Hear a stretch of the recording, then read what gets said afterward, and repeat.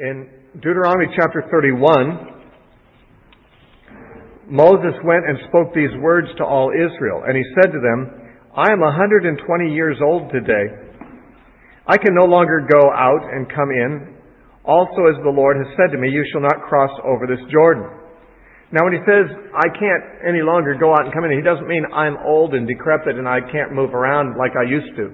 Because he later says it's not the case. He actually has not had any reduction in his natural strength. God has kept him healthy and strong. What he's saying, I can't lead you. Go out and come in is an idiom that's used frequently of the leaders of Israel. They go out and they come in before Israel. That just means that they lead the armies out and they bring them back into camp and so forth. It's just referring to the generic role of leading the people. And he's saying, I can't do that anymore. Not because he's physically incapacitated, but as he says, because God told him he's not going to be the one to lead them into the land. Their next going out and going in is going to be into the land of Canaan. And he's not going to be able to take them there, not because he couldn't, but because he's not permitted to. And he says, the Lord your God himself crosses over before you. He will destroy these nations from before you, and you shall dispossess them. Joshua himself crosses over before you, just as the Lord has said. And the Lord will do to them as he did to Sihon and Og, the kings of the Amorites in their land, when he destroyed them.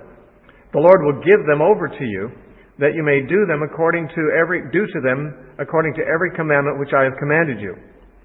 Be strong and of good courage. Do not fear, nor be afraid of them. For the Lord your God, he is the one who goes with you. He will not leave you, nor forsake you. Then Moses called Joshua and said to him in the sight of all Israel, Be strong and of good courage, for you must go with this people to the land which the Lord has sworn to their fathers to give them. And you should cause them to inherit it. And the Lord, he is the one who goes before you. He will go with you. He will not leave you nor forsake you. Do not fear nor be dismayed. You'll recognize, because we sing Joshua 1:8, is it? Or 1:9, that you'll recognize that this is the charge that we're told God gave to Joshua. And it may be that in saying it, that God just said the same words directly to Joshua that Moses previously said, or it may be that it's just referring back to the fact that God, through Moses, had given this charge to Joshua. But in Joshua 1,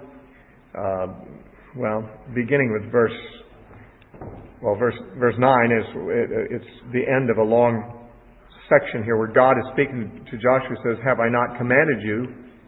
Be strong and of good courage. Do not be afraid nor be dismayed, for the Lord your God is with you wherever you go. Now that's exactly the same charge that Moses gave to Joshua here in these verses. It looks to me in Joshua 1:9 that God is giving it again, where God says to Joshua, Have I not commanded you to do this? Apparently, the previous occasion when God had commanded him to do it is probably when Moses was saying it here. So it's not just reflecting back, or not just recording the time that God spoke to him through Moses, but an additional revelation God gave to Joshua after Moses was dead, reminding him of the charge that was given here. Don't be afraid. Verse 9, Deuteronomy 31:9. So Moses wrote this law and delivered it to the priests, the sons of Levi, who bore the ark of the covenant of the Lord, and to all the elders of Israel. And Moses commanded them, saying, At the end of every 7 years, at the appointed time in the year of release, at the Feast of Tabernacles, when all Israel comes to appear before the Lord your God in the place which he chooses, you shall read this law before all Israel in their hearing. Gather the people together, men and women and little ones, the stranger who is within your gates, that they may hear and that they may learn to fear the Lord your God and carefully observe all the words of this law, and that their children who have not known it may hear and learn to fear before the Lord your God, as long as you live in the land which you cross over Jordan to possess. Now he delivered the law to the custody of the priests. They were the ones who would be keeping it, and they would be the ones in charge of teaching it. This will be stated again later on in the blessing that Moses utters over Levi, that the Levites would be the ones who teach the law to the people. This is also affirmed other places in Scripture. In fact, it was affirmed back in chapter 10 of Leviticus, back when Nadab and Abihu had just been incinerated. God spoke to Moses and Aaron in Leviticus chapter 10, and God told them not to drink. In verse 9, do not drink wine or intoxicating drink, you or your sons with you, when you go into the tabernacle of meeting, lest you die. It says in verse 10, that you may distinguish between the holy and the unholy, the clean and the unclean. And he says in verse 11, that you may teach the children of Israel all the statutes which the Lord has spoken to them by the hand of Moses. So the Levites and the priests were the ones who would teach. And so Moses delivers the law to them. Most people in Israel would not have a copy of their own. They couldn't go home and read the Bible for morning devotions every night and every morning, and they just had to hear it from the priests on the occasions when the priests would teach it.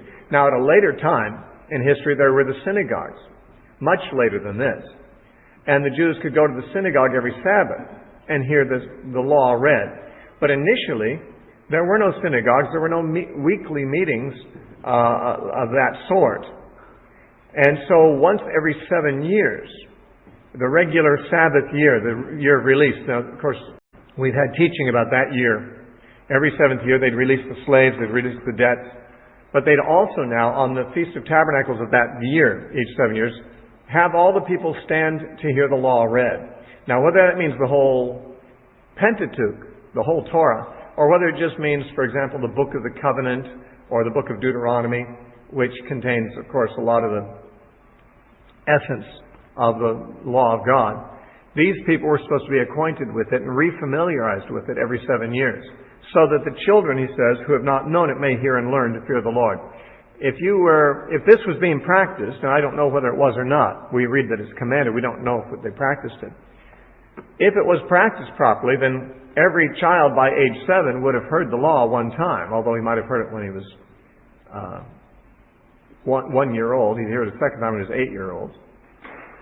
By the time he was 14, he would certainly have heard it twice. And by the time he was 21, or essentially, starting a family or something like that, he would have hopefully heard the law at least 3 times, the whole thing. And you might think that they could stand to hear it more often than that. But this was the minimum. Of course, there was nothing to prevent the Levites in the various tribes to teach the law in other situations, even day by day or Sabbath by Sabbath. But this was one thing, was where all Israel would hear it together to make sure that every 7 years they would at least be reminded of everything in it. Verse 14, then the Lord said to Moses, behold, the days approach when you must die. Call Joshua and present yourselves in the tabernacle of meeting, that I may inaugurate him. So Moses and Joshua went and presented themselves in the tabernacle of meeting. Now the Lord appeared at the tabernacle in a pillar of cloud, and the pillar of cloud stood above the door of the tabernacle. And the Lord said to Moses, behold, you will rest with your fathers, and this people will rise and play the harlot with the gods of the foreigners of the land, where they go to be among them. And they will forsake me and break my covenant, which I have made with them. If I was Moses, I would have said, God, it's okay that I'm going to die, but I would have rather not be told what's going to happen afterward. If my children are not doing well in their faith, and I was on my deathbed and looking at my soon passing and seeing my children not doing very well, I could at least like to die with the thought that maybe when I'm gone, things go well for them. They'll be serving God, and they'll be well and have good families and good marriages and things like that. It'd be a little easier to die with that kind of information. But if you're dying, you're told, now when you're gone, your kids are all going to be criminals. They're all going to be murderers and die on death row, in prison, and they're going to ruin their whole lives and destroy the lives of their children and so forth. That's just not the news you want to hear. It's surprising to me that God shared it with Moses. But you know what? I have to assume that God was not being cruel to Moses. Moses probably wondered about that. Moses probably wanted to know how things were going to go, even if the news was bad. He's really going to be disappointed about this when he hears it. But he probably didn't want to die without knowing how things were going to go. So God tells him it's not good news. And it says, "My anger shall be aroused against them in that day, and I will forsake them, and I will hide my face from them. And they shall be devoured, and many evils and troubles shall befall them, so that they will say in that day, have not these evils come upon us, because our God is not among us? And I will surely hide my face in that day, because of all the evil that they have done, in that they have turned to other gods." Now, the Jews have suffered horrible things in their history. Many of them they suffered before the time of Christ, but the worst of it has happened to them since the time of Christ. Since, as a nation, they largely have rejected Christ. Now, there is a remnant of those in Israel who have followed Christ and who are Christians just like we are. And what I say does not apply to them, but there are Jewish people who have rejected Christ. And sadly, great, horrible things have happened to them. And often when people think of the Holocaust, especially when atheists are trying to think of reasons not to believe in God, or even Christians who are just sensitive about this and wonder, why did God allow that?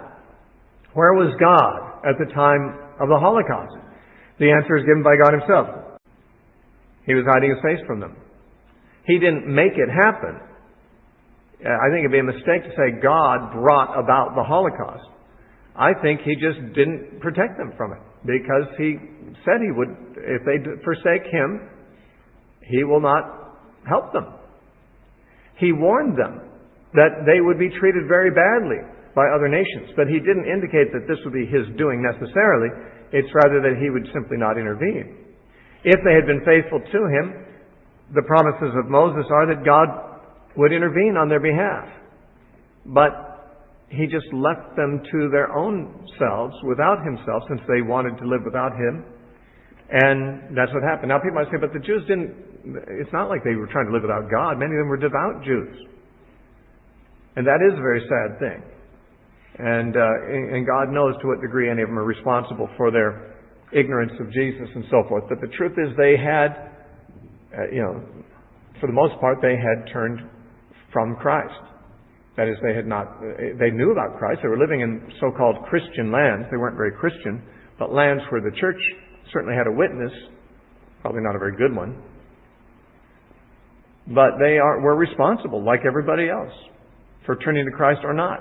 The thing that made them different than other people is that for some reason, insane and demonically inspired people wanted to hurt them and kill them. But they weren't the only ones. The gypsies also were persecuted just the same as the Jews by the Nazis, the gypsies and the mentally retarded. Hitler wiped out a bunch of those people too. It wasn't only the Jews, but the Jews did suffer more than they would have needed to if God had been on their side.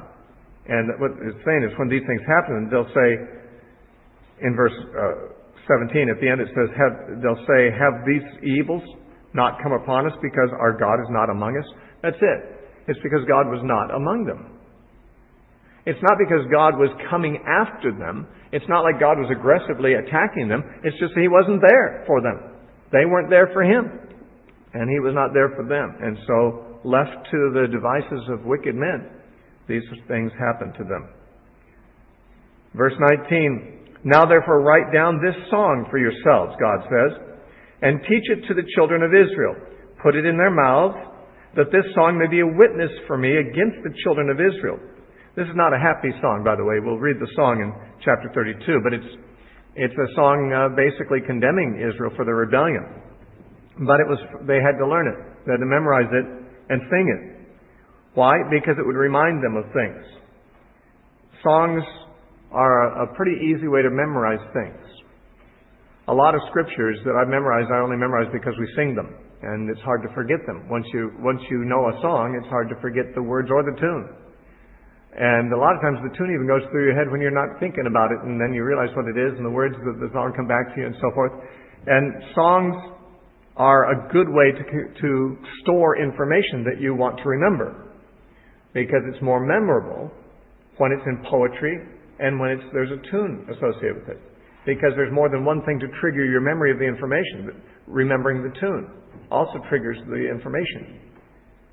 And, by the way, when something is in poetry, as songs are, and as the Song of Moses in chapter 32 is, poetry is much easier to memorize than ordinary prose.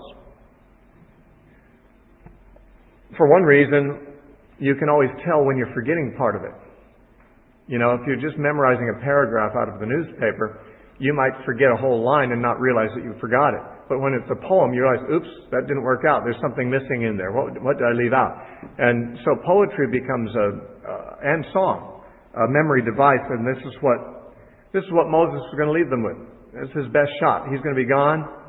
What else can he do to make sure they'll remember what he said? Well, as almost his last act, he writes a song and teaches them to sing it so that they'll remember it.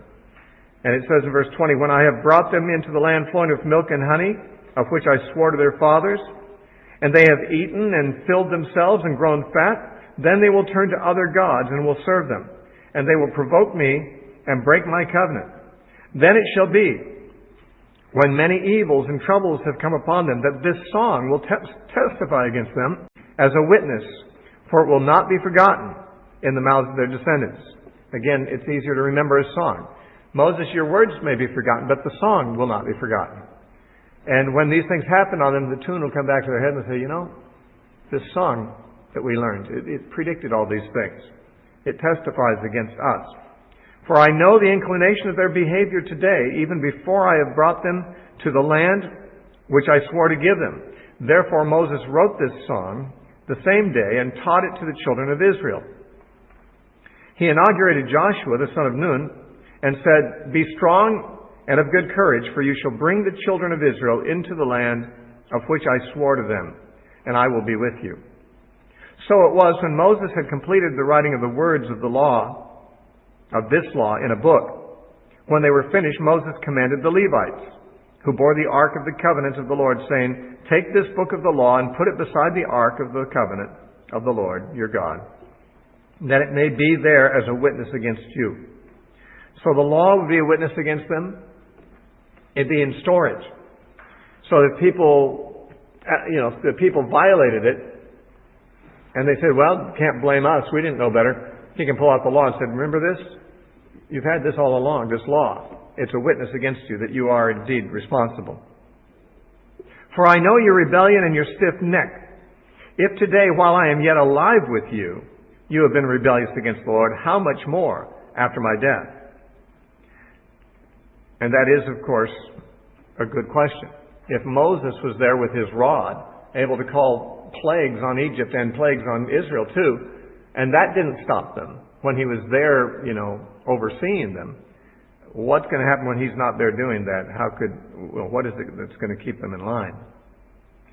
And so he says in verse 28, gather to me all the elders of your tribes and your officers, that I may speak these words in their hearing and call heaven and earth to witness against them.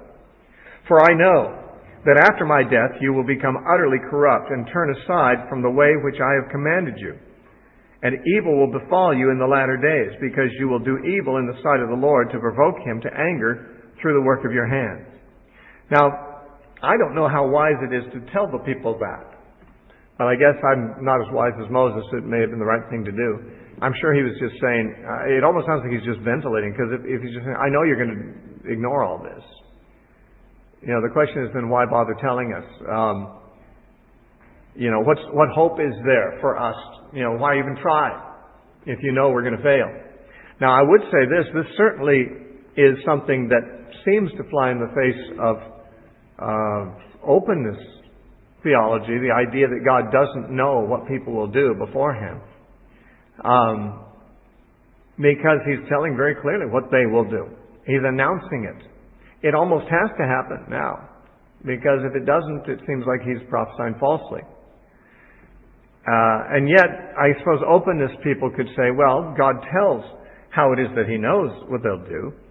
He says in verse 27, for I know your rebellion and your stiff neck. And in verse 21, in the second half of that verse, He says, for I know the inclination of their behavior today, even before I have brought them to the land. In other words, God can say, I know they're going to rebel because I see what they're like now. They're stiff-necked. I can see their inclinations. I can see the trajectory of their behavior. In other words, someone who believed in openness could say, well, God did know they were going to do it, but not because He has absolute knowledge of the future, but because He could see what kind of people they were. He could see they were just the type who would do that kind of thing.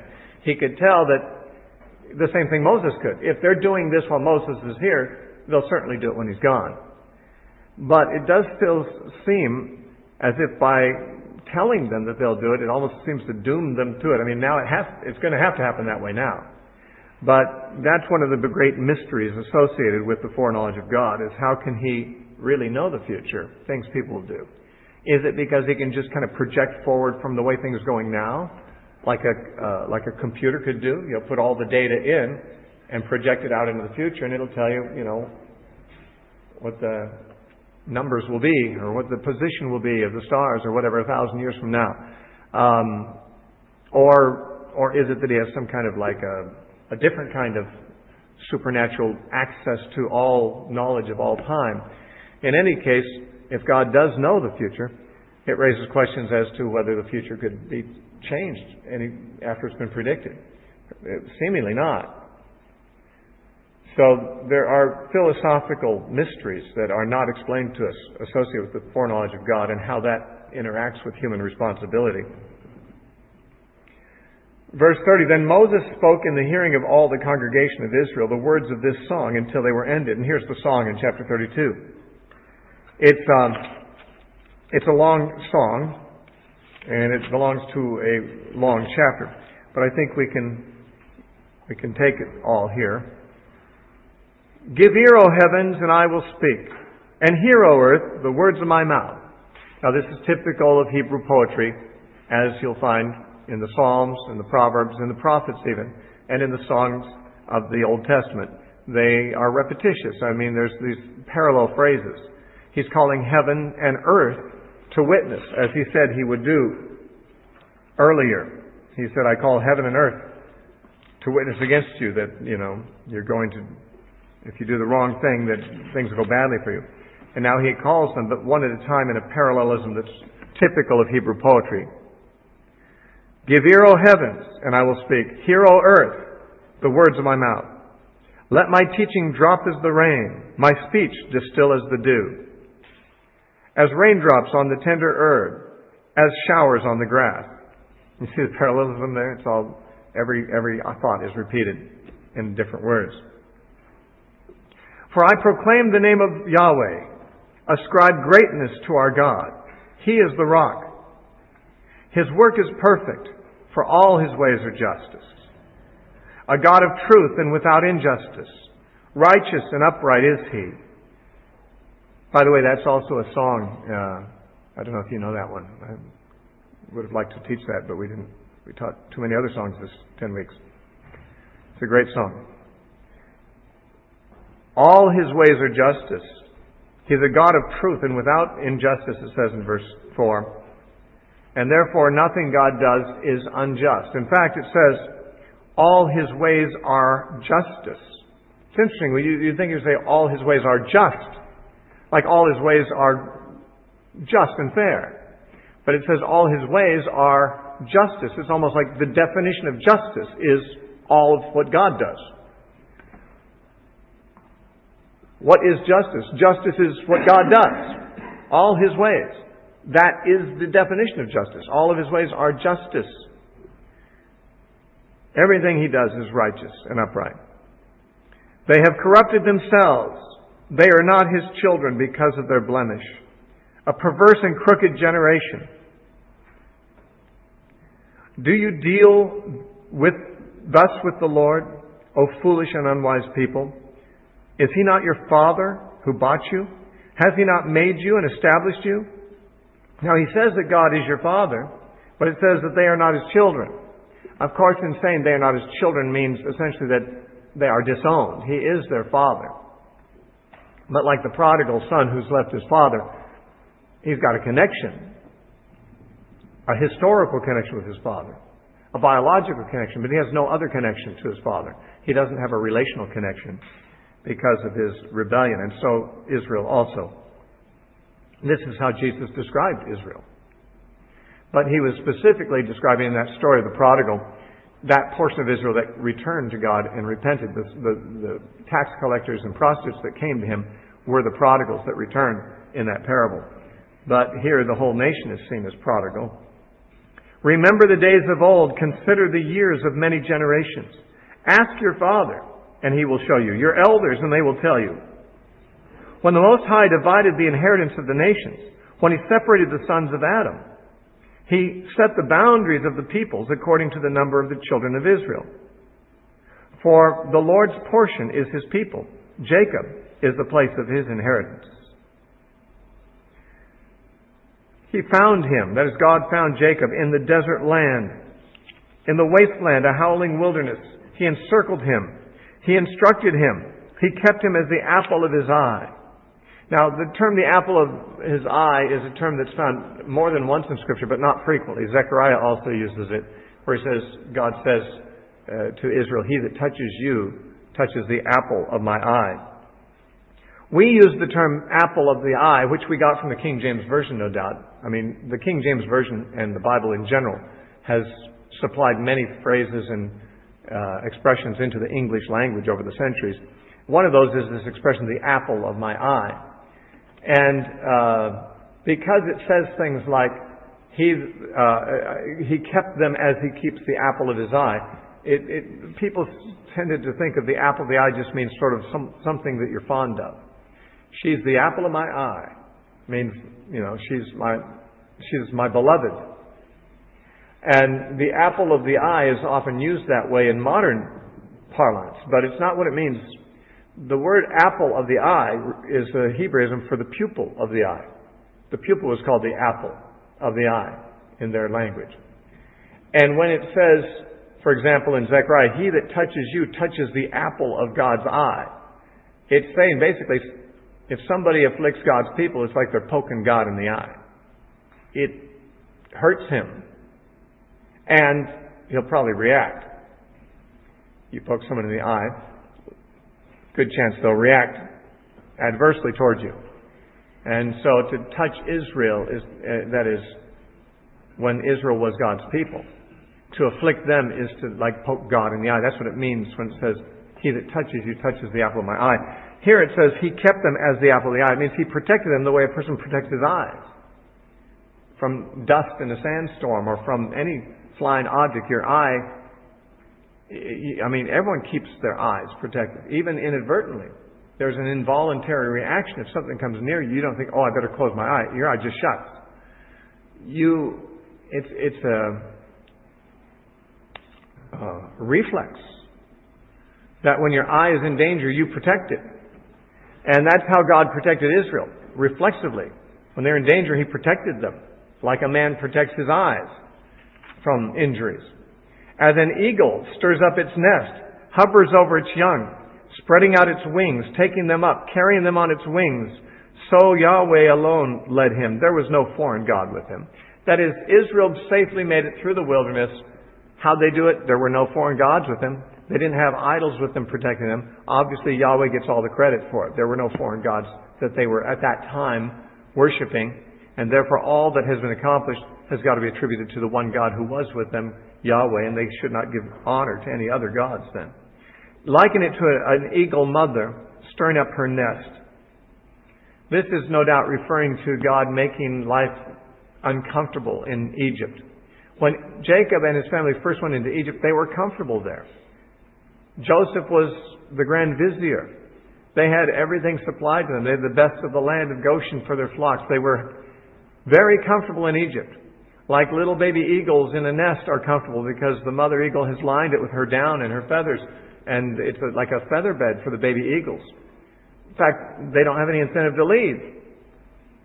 And the time comes when the baby eagles have got to grow up. They've got to fly. They've got to leave the nest. But who wants to? It's like a feather bed. And so the mother eagle, in order to get the babies to leave the nest, has to break up the bottom of the nest. It turns the twigs up so the points are up. And the baby eagles don't have any comfortable place to sit. Suddenly the nest has become an uncomfortable zone for them. And so they have incentive to think about going elsewhere.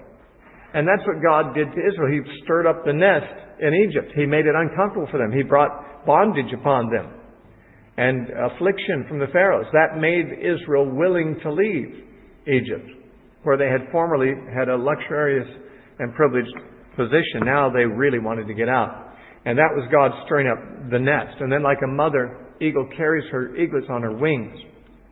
I've never observed this, but I've heard that when the baby eaglets leave the nest, they're not really strong flyers yet.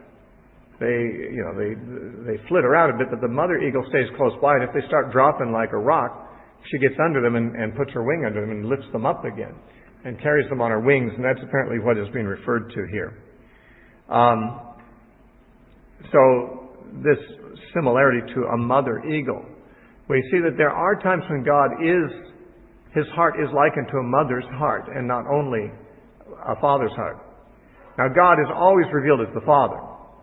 And I think it's a huge mistake for people to start trying to use gender-neutral language for God, because the Bible doesn't choose to do that. God continually is referred to as our Father, and there is a difference between a father and a mother. And the relationship between us and God is to be like that of children to a father. But God is not lacking in those motherly sentiments either, like a mother eagle, or like a hen that wants to gather her chicks under her wings, as Jesus put it. There are positive traits in mothers and in fathers that need to be considered and appreciated, and which are present in God. Though He is mostly described as a father, all the good things about mothers are true of Him too.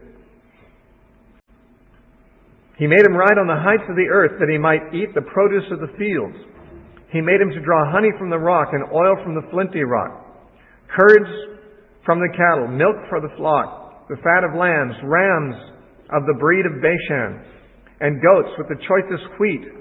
You drank wine, the blood of grapes. Now here He's not describing their life in the wilderness. He's describing the luxury that they were going to come into in the land. The song is to be remembered after that's all over, remember. The purpose of this song is for them to remember once they've given up all these blessings, once they've rebelled against God and He's driven them out of the land and these curses have come, this song is to remind them of what God has done for them before. And therefore, though Moses and the children of Israel at the time this is written have not experienced those things, that's what they were going to be experiencing, and which they would be forsaking at a later date when they would rebel. So He talks about the wheat and the cattle and the grasslands and the wine that they enjoyed. Of course, none of that was in the wilderness. That was what they were coming into. But it says in verse 15, but Jeshurun grew fat and kicked. Now, I don't know why Jeshurun is used as the name. The word literally means my little righteous one. And it may be used somewhat sarcastically. But it's a poetic name for Israel. It's used 3 times in Deuteronomy. It's used here, and then over in chapter 33, verse 5, it says that of God, it says He was king in Jeshurun. And in chapter 33, verse 26, He says, there is no one like the God of Jeshurun. And these are the only places really in the Bible that use that expression, and how it came to be chosen, why it is used here and not elsewhere, why it is used at all, is not explained. But it means my little righteous one. And it's a poetic name for Israel in this song. But Jeshurun grew fat and kicked. You grew fat, you grew thick, you are covered with fat. Then he forsook God who made him, and scornfully esteemed the rock of his salvation. In the early chapters of Deuteronomy, there were repeated warnings.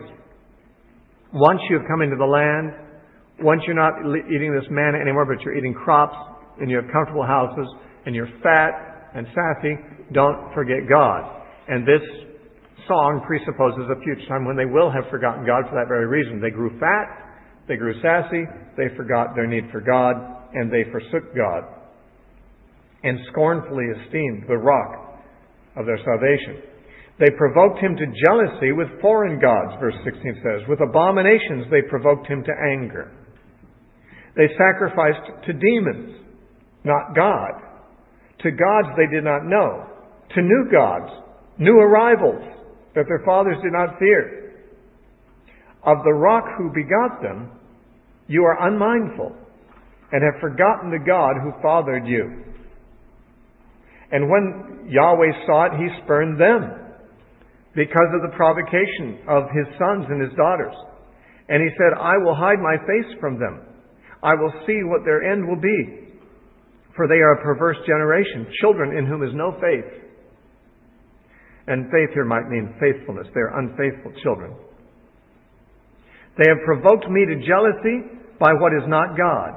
They have moved me to anger by their foolish idols. But I will provoke them to jealousy by those who are not a nation. I will move them to anger by a foolish nation. Now this jealousy that God has toward His people is always in the context of His role as their husband, so to speak. Like a husband is jealous over his wife, God is jealous over Israel. And He says, they made me jealous by going after other gods, just like a husband would be jealous if his wife was sleeping with other men. That's the parallel that is always drawn in the Old Testament. When Israel worships other gods instead of the real God, she is giving to them what she owes to God, just like when a woman has sex with another man, she is giving to that man what she owes only to her husband. But the interesting thing here is that God says, since you make me jealous by going after other gods, I'll make you jealous. I'll find some other people. And so God is essentially saying here, the marriage will be off. I'll find some other wife. I mean, God's not going to go out and have an affair just to make His wife jealous. He will abandon her and take a new wife. And so that is what is implied here. I will provoke them to jealousy by those who are not a nation. That is, by Gentiles who are not at this time a present nation and not a people of God, certainly. This verse, by the way, these verses about jealousy are quoted by Paul in Romans chapter 10. And maybe we can look at that briefly here. I think we could take a moment for that. In Romans chapter 10,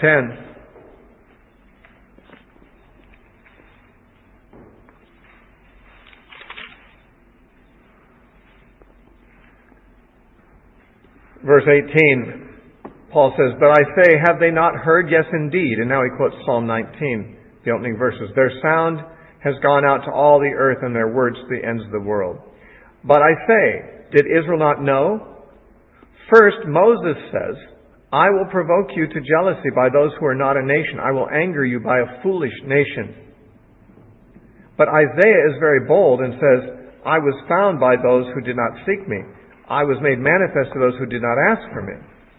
Now, what he's saying is, what Paul is saying, is that God saving Gentiles and passing over the unbelieving Israel is something that Moses and Isaiah predicted. Isaiah predicted that there are those who had never sought God previously, the Gentiles, who had previously worshipped other gods, who in the new covenant, through the outreach of the Messiah, those people who had never sought God before will become the ones who do seek Him, the Gentiles, as opposed to Israel, who had historically been the ones who had sought Yahweh. They won't find Him because they have stopped seeking Him. But the nations that used to not seek Him will seek Him and be found by Him. And likewise, he quotes this verse in Deuteronomy in Romans 10:19, where God says, I will provoke you, Israel, to jealousy by those Gentiles, basically, who are not a nation. I will anger you by a foolish nation. That is, the Gentiles were considered foolish because they didn't have the law. They didn't have the wisdom of God. The Jews looked down on the Gentiles as foolish and unlearned and a lesser breed without the law. And yet those are the very ones that God will choose instead of Israel. So there is here in Deuteronomy 32 and verse 21 a prediction of the Gentiles replacing Israel. Not the Gentiles as a whole, but more like the church, which will be made up very predominantly of Gentiles as well as some Jews. Verse 22, for a fire is kindled in my anger and shall burn to the lowest Sheol, or to the lowest part of Sheol. This is one of the few places that we would find the Bible actually referring to fires associated with Sheol. Sheol is the same thing later in the New Testament called Hades. It is not the place of the ultimate judgment of the lost. That's the lake of fire. And that's not the same. The lake of fire is where people are thrown. Even Hades itself is thrown into the lake of fire after the last judgment, according to Revelation 20. But Hades is the place where the dead are now. And in general, the Bible doesn't tell us in the Old Testament very much information about what Hades is like or Sheol is like. Here there is a reference to fire. It's probably figurative. It's talking about God's anger is like a fire that burns the lowest part of Sheol. I think maybe what it means is this, that the fire of God's wrath will pursue the rebellious Israel even to the grave, and even beyond the grave. Even once they go into Sheol, they will not escape it. His anger will pursue them even there. Now, whether he's speaking literally of there being fires in Hades or not, one maybe could not say with certainty here.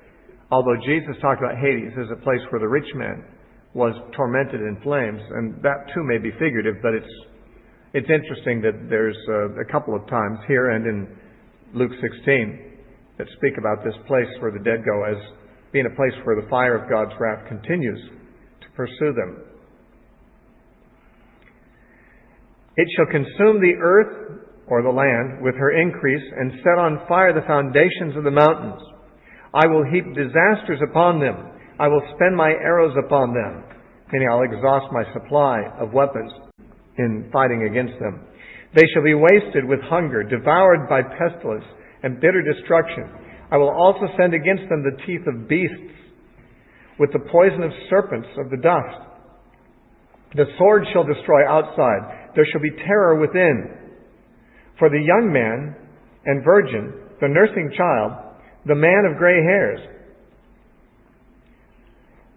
I would have said, I will dash them in pieces. I will make the memory of them to cease from among men, had I not feared the wrath of the enemy, lest their adversaries should misunderstand and they should say, our hand is high, and it is not Yahweh who has done this. That is, I would have totally wiped them out at the hands of their enemies. I don't want their enemies to take too much credit. I don't want the enemies to think that they have done it all. So I'm going to limit a little bit the extent of this judgment. Don't want the enemies to take credit for themselves and not know that I am the one involved here. So God can bring judgment, but He can also limit the judgment. The enemies might want to do unlimited judgment, but God won't let them totally wipe out every last Jewish person, which is no doubt why Hitler failed too. For they are a nation void of counsel, nor is there any understanding in them. Now God gave them plenty of counsel through Moses, but they are void of counsel nonetheless because it's not received by them. Oh, that they were wise, that they understood this, that they would consider their latter end. How could one chase 1,000 and two put 10,000 to flight unless their rock had sold them and Yahweh had surrendered them? Now, this idea of one chasing 1,000 and two chasing 10,000 is an interesting thing that preachers sometimes have talked about, because one person chasing 1,000, you'd expect that two people would chase 2,000. But instead, two people chase 10,000. And sometimes this is used as an example of how unity and united effort can bring about more than the sum of its parts. Instead of two people accomplishing twice as much as one person, two people accomplish 10 times as much as one person. It's a great thought. It's a great motivating concept. And I don't know to what degree it's intended here. But it's not here talking about good guys accomplishing this. It's talking about the bad guys, the people chasing Israel. Israel will be put to flight in such a way and so much at the mercy of their enemies that one enemy soldier can overpower and put to flight 1,000 Jews when God has abandoned Israel. And two can chase 10,000 of them. And he says, how could that be? How could such a thing be? I mean, even in natural circumstances, you would not expect one man to be able to chase 1,000 men. Although Samson managed to kill 1,000 with the jawbone of an ass all by himself when God was with him. But the enemy can do the same thing to Israel when God isn't with them. And you wouldn't expect that. I mean, that's an extreme degree of weakness on the part of Israel. But he says you couldn't expect that to happen unless God had abandoned them. And therefore, when their enemies do put them to flight in this manner, you can pretty much conclude that God is not on their side, and He's left them to their enemies' mercy. Verse 31, for their rock is not like our rock, even our enemies themselves being the judges. That is, even our enemies know that our God is different than their God. Our God is more powerful. Certainly they knew that. The people of Jericho knew that. We find out when Joshua sends spies, they find out that the people of Jericho are trembling because they know what Yahweh has done to Egypt. They know that the gods of Egypt were no match for Yahweh, and they fear that their gods are no match for Yahweh. Even our enemies themselves are witness to this. They themselves, by their own assessment, their judgment, recognize their gods are not like our God. For ours is the real one who really does things. For their vine is the vine of Sodom, and of the fields of Gomorrah. Their grapes are grapes of gall. Their clusters are bitter. Their wine is the poison of serpents, and the cruel venom of cobras. This is a reference to Israel when they're corrupted. They're like Sodom. They're like Gomorrah. And we've seen that comparison already earlier. Verse 34, is this not laid up in store with me, sealed up among my treasures? Vengeance is mine, and recompense. Their foot shall slip in due time. For the day of their calamity is at hand, and the things to come hasten upon them. For the Lord will judge His people, and have compassion on His servants. When He sees that the power is gone, and that there is no one remaining bond or free, He will say, where are their gods, the rock in which they sought refuge? Who ate the fat of their sacrifices and drank the wine of their drink offerings? Let them arise and help you, and let them be your refuge. Now His statement, vengeance is mine, in verse 35, and then in verse 36, the Lord will judge His people. Of course, this is about God bringing vengeance against Israel because of their rebellion against Him. Now the statement in verse 36, the Lord will judge His people and have compassion on His servants, means that though God will judge the wicked, He will recognize the remnant who are faithful. He will not be indiscriminate in His judgment. He will discriminate between those who are His true servants and those who are not, and He'll have compassion on those who are. But the rest will be judged. Now these are in the context of judging Israel when they're in rebellion. Paul quotes both of these, and so does the writer of Hebrews, these scriptures. In Hebrews chapter 10, and Paul quotes in Romans 12:19 just the first of those. And then in Hebrews chapter 10, we have both of these scriptures quoted. In Hebrews chapter 10, it is in the context of the coming judgment upon Israel. The context here is of Jews who had been Christians but who have turned back and were going back to Judaism. And the writer throughout the book of Hebrews is warning them that Judaism and its institutions, its city, Jerusalem, and its temple are going to be destroyed. And he says in verse 28, anyone who has rejected Moses' law dies without mercy on the testimony of 2 or 3 witnesses. Of how much worse punishment do you suppose he will be thought worthy who has trampled the Son of God underfoot, counted the blood of the covenant by which He was sanctified an uncommon thing, and insulted the Spirit of grace? This is what would be the case with someone who has known Christ and turned away from Christ. It's all in the context here of the Jewish people going back to Judaism. And it says, for we know Him who said, vengeance is mine, I will repay, says the Lord. And again, the Lord will judge His people. It is a fearful thing to fall into the hands of the living God. So He's saying, if you're going back to Judaism, that God has said He's going to judge the apostate Judaism. And in the time that Hebrews was written, the imminent destruction of Jerusalem was apparently looming, because the writer of Hebrews makes several references to the impending destruction of the city of Jerusalem and the impending disappearance of the Old Covenant system. In Romans chapter 12, Paul also uses this vengeance is mine to make a different point, a point about Christian behavior and Christian relationships toward people who wrong you. In Romans 12:19, Paul said, "Beloved, do not avenge yourselves, but rather give place to wrath, for it is written, 'Vengeance is mine, I will repay,' says the Lord." That is, don't take vengeance on people who do you wrong. Leave that to God.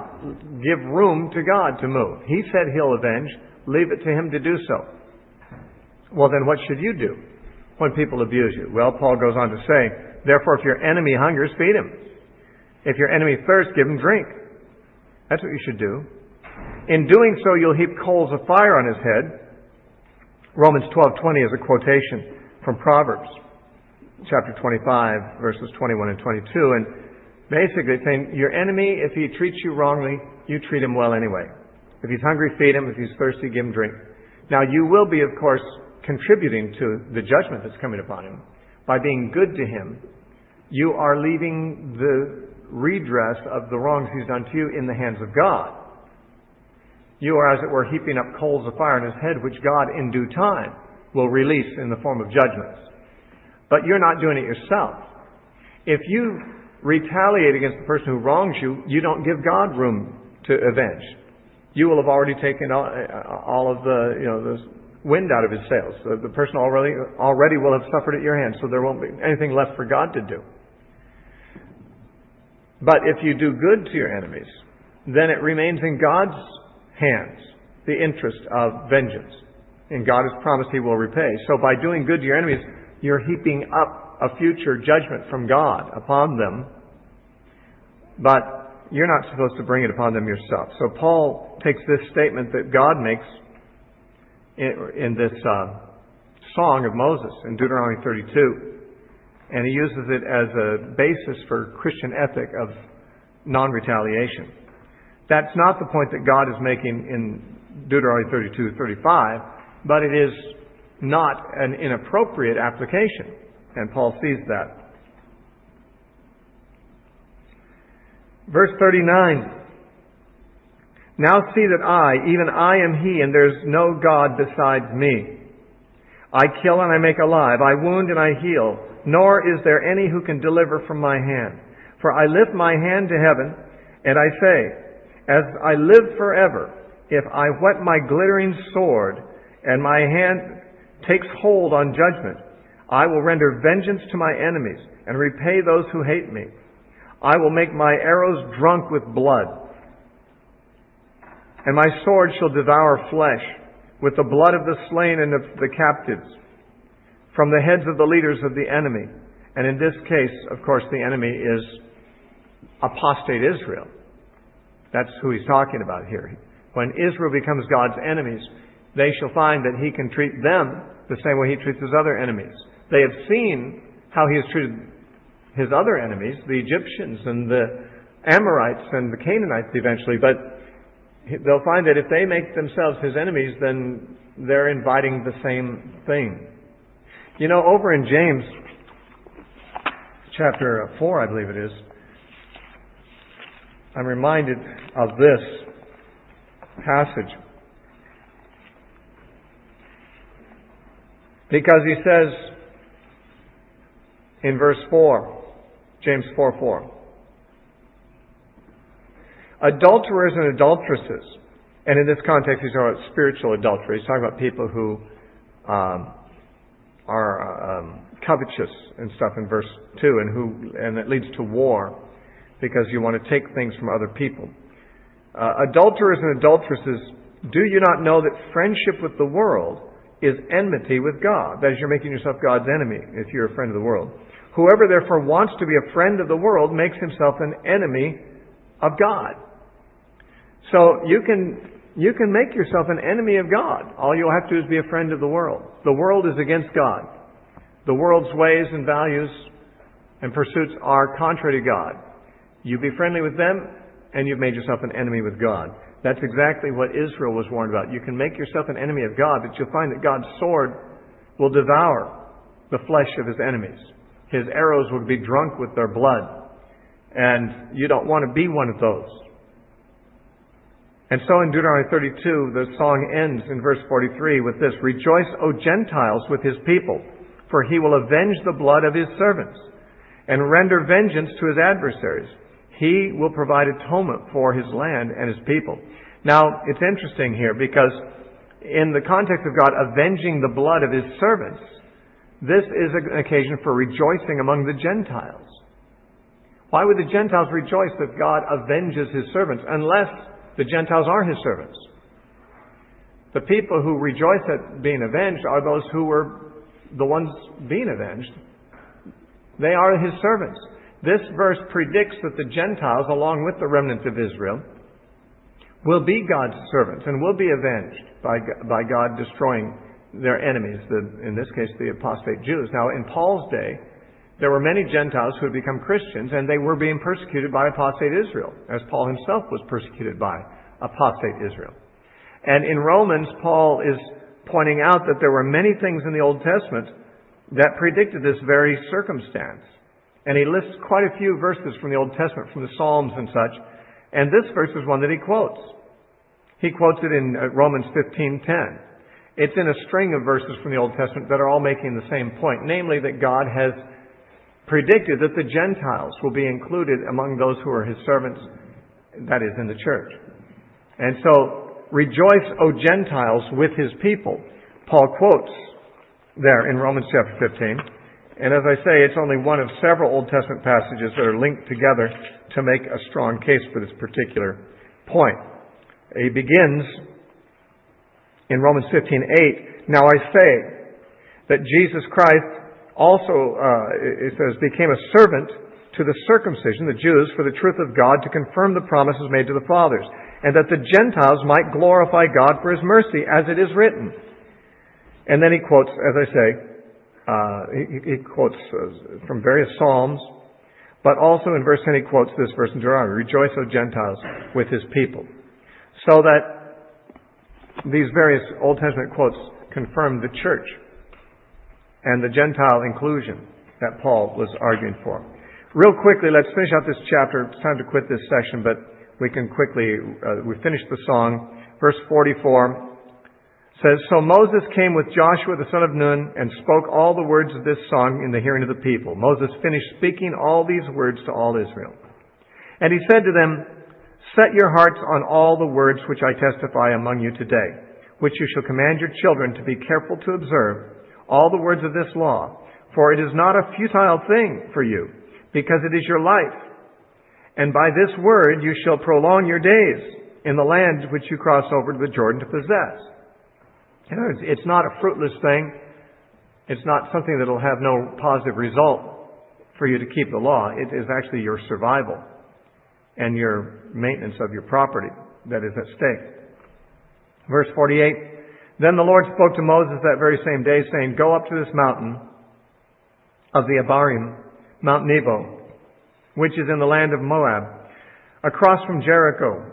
View the land of Canaan, which I give the children of Israel as a possession, and die on the mountain which you ascend. And be gathered to your people, just as Aaron your brother died on Mount Hor, and was gathered to his people. Because you trespassed against me, the children of Israel, among the children of Israel at the waters of Meribah Kadesh, in the wilderness of Zin, because you did not hallow me in the midst of the children of Israel. Yet you shall see the land before you, though you shall not go there, into the land which I am giving to the children of Israel." So, we're almost done. Moses is going to go up the mountain that very day. All that really remains is for him to utter sort of a patriarchal blessing over the tribes, as Jacob did in the close of his life in the 49th chapter of Genesis. So, in chapter 33, we have a blessing pronounced upon Israel by Moses, tribe by tribe. Kind of similar to the blessings of Jacob that he gave. We'll talk about that in our next session. And then we have a short chapter 34 that will bring us to the end of Moses' life and the end of the Pentateuch.